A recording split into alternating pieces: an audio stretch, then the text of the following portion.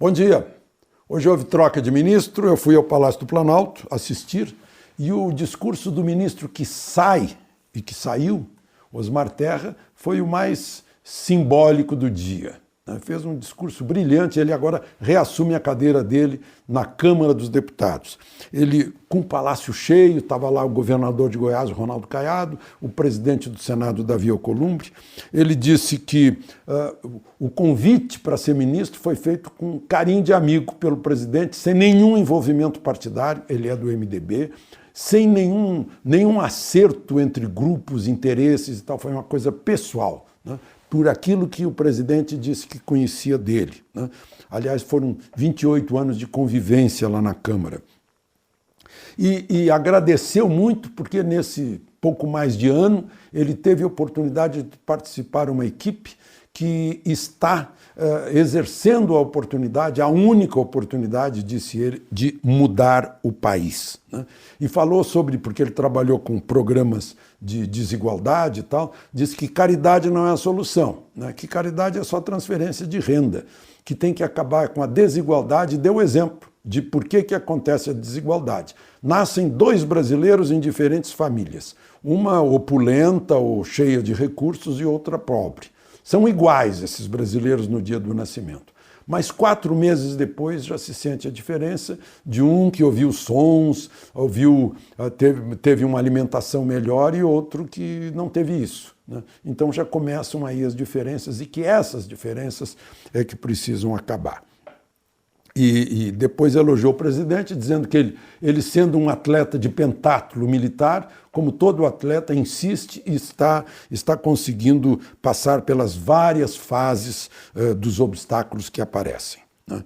O ministro Onyx, que sai do gabinete civil e vai para o ministério onde estava Osmar Terra, o Ministério da Cidadania, disse que sentiu que, na verdade, o que há no governo não é uma fome de poder, mas uma fome para servir, que ninguém está lá por poder, está lá querendo servir e que o presidente é o maior escravo e eles são escravos secundários.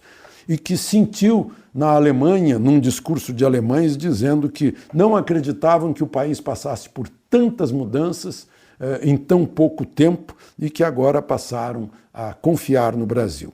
O ministro general Braga Neto, que assume o gabinete civil, fez um discurso bem conciso, e o presidente Bolsonaro, depois no discurso, dirigindo-se ao presidente do Senado e do Congresso, disse: precisamos fortalecer o nosso relacionamento e Osmar Terra muito vai nos ajudar. Ou seja, Osmar Terra, ele próprio mesmo disse que vai se tornar um soldado lá dentro do Congresso, né? Vai ajudar esse relacionamento.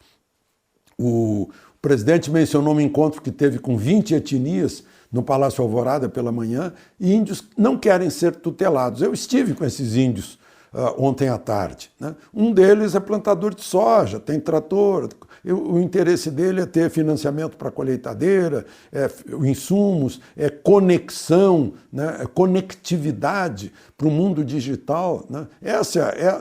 Esse é o desejo, né, dos nossos indígenas, vamos chamar de indígenas, dos nossos brasileiros da Amazônia, de Mato Grosso do Sul, Pará, Roraima, Acre, né? Tem índios isolados ainda, né? Mas esses são poucos. O presidente ainda dirigiu elogios a Paulo Guedes, dizendo que Paulo Guedes recebeu elogios também de Osmar Terra, né? É o verdadeiro ministro social, porque ele é que administra as verbas. E Bolsonaro disse que devemos muito a Paulo Guedes, né? Que fica conosco até o último dia, né? Depois disso, houve uma reunião com Paulo Guedes, que teve que cancelar uma solenidade lá que estava marcada, uma reunião muito proveitosa de 1h30 no gabinete do presidente, com auxiliares de Paulo Guedes e outros ministros, né, sobre reforma administrativa. E aí está batido o martelo no que diz respeito ao Poder Executivo. O presidente opinou, participou, ouviu informações de Paulo Guedes, da assessoria de Paulo Guedes. Bom, e Outra questão é que está aliviado o secretário de Comunicação da Presidência da República de tentativas de atrapalhar a vida dele, porque ele era um publicitário antes disso. A pessoa fazia alguma coisa antes de trabalhar no governo, né? Aí ele se retirou da empresa, cumpriu tudo aquilo que o jurídico recomendou, né? Deixou de ter ingerência na empresa, aí reclamaram, agora a Comissão de Ética mandou arquivar, dizendo que ele não há nenhum conflito no exercício do cargo dele.